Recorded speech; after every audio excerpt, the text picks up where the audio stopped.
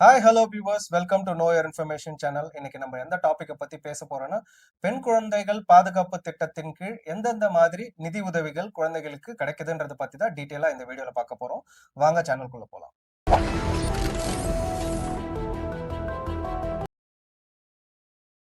ஜெய், இப்போ இந்த பெண் குழந்தைகள் பாதுகாப்பு திட்டம் இதுல அரசு எந்த மாதிரி சலுகைகள் குழந்தைகளுக்கு வழங்கப்படுது? இந்த பெண் குழந்தைகள் அந்த குடும்பத்துல ஒரு பெண் குழந்தையா இருந்தாங்கன்னா அவங்களுக்கு வந்து கவர்மெண்ட் வந்து அவங்க குழந்தைகளுடைய இதை வந்து பாதுகாக்கிறதுக்காக அவங்களுக்கு வந்து 50,000 ரூபாய் வந்து நிதி உதவி பண்றாங்க. அதுவே வந்து ஒரே குடும்பத்துல 2 பெண் குழந்தைகள் மட்டும் இருந்தாங்க அப்படின்னு பாத்தீங்கன்னா 2 குழந்தைகளுக்கும் தலா 25,000 சேர்த்து 50,000 டோட்டலா அந்த மாதிரி வந்துட்டு நிதி உதவி பண்ணிட்டு இருக்கிறாங்க. அதே மாதிரி இந்த பெண் குழந்தைகள் பாதுகாப்பு திட்டத்தின் கீழ் அந்த குழந்தைகள் வந்து பணத்தை எப்போ வந்து திரும்ப பெற முடியும்? அந்த குழந்தைக்கு வந்து 18 வயசு எப்போ கம்ப்ளீட் ஆகுதோ அப்போ வந்து அந்த பணத்தை திரும்ப எடுத்துக்க முடியும். அது வரைக்கும் வந்து அது பேங்க்ல தான் இருக்கும். இப்போ 18 வயசு ஆகும்போது அவங்களோட ஏற்கனவே போட்டிருந்த அசல் அதோட சேர்த்து வட்டி தொகை இந்த ரெண்டையும் சேர்த்து மொத்தமா வந்து அவங்க எடுத்துக்கலாம். இது வந்து பாத்தீங்கன்னா அந்த குழந்தைங்களுடைய ஹையர் எஜுகேஷனுக்கு அப்படி இல்லைன்னா திருமண உதவித்தொகையா வந்து இருக்கிறதுக்கு கொஞ்சம் ஒரு பெரிய ஒரு ப்ரொடெக்ஷன்ஸ் தான். ஏன்னா அவங்க வந்து தனித்தனியா வந்து சேர்த்துக்கிறதுக்கு கொஞ்சம் கொஞ்சமா சேர்க்கறதுக்கு கவர்மெண்ட் ஒரு சேவிங்ஸ் கொடுக்கும்போது அவங்களுக்கும் ஒரு பெண் குழந்தைகளுக்கு மேல ஒரு நல்ல ஒரு அபிப்பிராயம் வரும். இப்ப நிறைய இடங்கள்ல பாத்துருக்கோம். முன்னாடி எல்லாம் வந்து பெண் குழந்தை அப்படின்னாலே கள்ளிப்பால் ஊத்தி கொள்ளக்கூடிய காலங்கள் போய் வந்து இன்னைக்கு பெண் குழந்தைகள் தான் வேணும் அப்படின்ற லெவலுக்கு வந்துட்டு காலம் மாறி இருக்கு. சோ அதுவே வந்து வரவேற்கத்தக்க கூடியும். இப்ப வந்து பாத்தீங்கன்னா ஆண்களை விட பெண்களுடைய பிறப்பு விகிதம் வந்து அதிகமா இருக்கு. அது இன்னும் வந்து வரவேற்கத்தக்க விஷயமா தான் இருக்கு. சோ அந்த மாதிரிப்பட்ட காலகட்டங்கள்ல வந்து இந்த மாதிரி பெண் குழந்தைகளை ஊக்குவிக்கிற ஒரு விதமாட்டு இந்த மாதிரி கவர்மெண்ட் ஒரு ஸ்கீம்ஸ் பண்ணிருக்கிறதே வந்து ஒரு பெரிய விஷயம் தான். ஆனா இந்த காசை வந்து பிக்சர்ல தான் பண்ணுவாங்க. நம்ம கையில தர மாட்டாங்க. நீங்க வந்து அப்ளை தான் பண்ண முடியும். பண்ணியாச்சுன்னா 18 வயசுக்கு அப்புறம் தான் நம்ம வந்து அதை எடுக்க முடியும். ஓகே. சோ அதே மாதிரி பாத்தீங்கன்னா இந்த பெண் குழந்தைகள் பாதுகாப்பு திட்டம் ஸ்கீம்ல வந்து சேர்றதுக்கு ஏதாவது வயது வரம்பு இருக்கா? ஆமா. இப்போ வந்து ஒரே ஒரு குழந்தையா இருந்தாங்கன்னா, அந்த குழந்தைக்கு வயசு 3 வயசு முடியறதுக்குள்ளாடி வந்து இந்த ஸ்கீம்ல வந்து அவங்க ஜாயின் பண்ணணும். இப்ப 2 பெண் குழந்தையா இருந்தாங்கன்னா, இந்த 2வது குழந்தை 3 வயசு முடியறதுக்குள்ளாடி வந்து அவங்க வந்து அந்த ஸ்கீம்ல சேரணும். அதுக்கப்புறம் வந்து சேருதுங்கிறது கொஞ்சம் பாசிபிலிட்டிஸ் கம்மி தான். சோ அதனால வந்துட்டு குழந்தை இப்போ இந்த 2 பெண் குழந்தை தான் முடிவாச்சுன்னா வந்து உடனே வந்து அவங்க பிளான் பண்ணிருப்பாங்க இல்லையா? இன்னும் இந்த 2 குழந்தை தான் அப்படின்றத டிசைட் பண்ணிட்டாங்கன்னா, உடனே போய் அப்ளை பண்ண வேண்டியதுதான். சிலர்லாம் இப்ப பாத்தீங்கன்னா, ஒரே குழந்தை போதும் அப்படின்றதுல ரொம்ப ஒரு ஸ்ட்ராங்கான ஒரு இதுல இருப்பாங்க.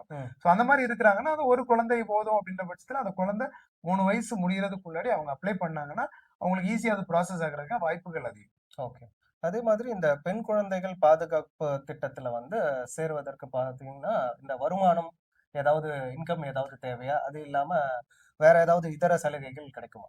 அவங்க வந்து பாத்தீங்கன்னா பிலோ பாவர்ட்டி லைன்ல இருக்கணும். அதாவது 1,00,000 1,20,000 அந்த ரேஞ்ச்ல 1,50,000 வச்சுக்கோங்களேன். அந்த லெவல்ல அவங்க வந்து இருந்தாங்க அப்படின்னா அப்ளை பண்ணலாம். அதுல முக்கியமான விஷயம் என்ன அப்படின்னா 2 குழந்தைகள் இருந்துன்னா அவங்க வந்து குடும்ப கட்டுப்பாடு கண்டிப்பா பண்ணிருக்கணும். அதுக்கான சர்டிபிகேட் கண்டிப்பா கொடுக்கணும். அது இல்ல அப்படின்னா அவங்க வந்து எல்லா ஸ்கீமையும் வாங்கிட்டு திரும்ப 3வது குழந்தையை பெத்துக்குவாங்கல்ல. அதுக்கு வாய்ப்பு இருக்கு இல்லையா?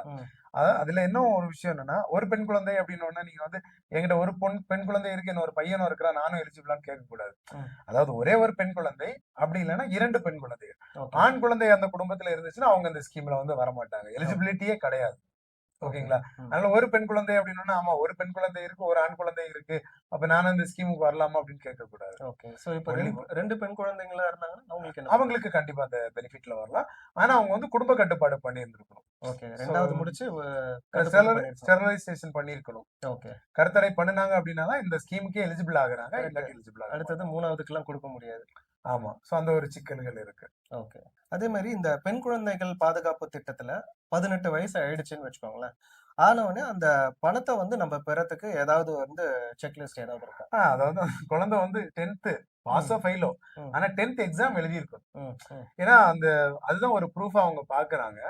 சோ 10th மேக்ஸிமம் இப்ப எல்லாருமே பெண் குழந்தைகளை பொறுத்தவரை நல்லா படிக்க வைக்கிறாங்க, படிக்கிறாங்க. 10th அவங்க டபுள் டிகிரி ட்ரிபிள் டிகிரில போயிட்டு இருக்காங்க. சோ அதர் ப்ராப்ளம் இல்ல. ஆனா அவங்க என்ன ஒரு இது வச்சிருக்காங்க அப்படின்னா 10th எக்ஸாம் எழுதியிருக்கணும். பாஸ் ஆர் ஃபெயில் அது ஒரு மேட்டர் கிடையாது. பாஸ் ஆயிருக்கணும் அப்படின்ற மாதிரி. எழுதியிருந்தாலே போதும். தகுதி உள்ள ஆட்களாக அவங்க நிர்ணயம் பண்ணியிருக்காங்க. சோ இந்த பெண் குழந்தைகள் பாதுகாப்பு திட்டம் வந்து ஸ்கீம் அப்ளை பண்றதுக்கு நாம எங்க போயிட்டு அப்ளை பண்ணணும்? இது வந்து பாத்துட்டீங்கன்னா, வட்டார வளர்ச்சி அலுவலகம் அப்படின்னு ஒரு ஆபீஸ். அங்க வந்து பாத்துட்டீங்கன்னா, எக்ஸிக்யூட்டிவ் ஆபீசர் சமூக நலத்துறை இருப்பாங்க. ஓகே, சோ அங்க கொண்டு போய் உங்களுடைய டாக்குமெண்ட்ஸ் எல்லாமே நீங்க குடுக்க வேண்டியது இருக்கும். ஓகே. சோ அங்க அங்க போனா போதும். அது எல்லாருக்கும் ஒவ்வொரு ஏரியாலயுமே இருக்கும். ம், பிளாக் டெவலப்மென்ட் ஆபீஸ் அப்படின்னு சொல்லுவாங்க. ம். அதுல வந்துட்டு EO EO executive officer okay, சமூக நலத்துறை. ஓகே. இவங்க வந்து முன்னாடிலாம் வந்து கிராம சேவா அப்படின்ற மாதிரி சொல்லுவாங்க. ம். ஜிஎஸ்எம்எஸ் அப்படின்னு தான் வந்து ஷார்ட்டா சொல்லுவாங்க. ஓகே, சோ இவங்க தான் வந்து அத ப்ராசஸ் பண்ணுவாங்க. ஓகே. ஸோ இந்த பெண் குழந்தைகள் பாதுகாப்பு திட்டம் வந்து அப்ளை பண்றதுக்கு என்னென்ன டாக்குமெண்ட்ஸ் தேவைப்படுது?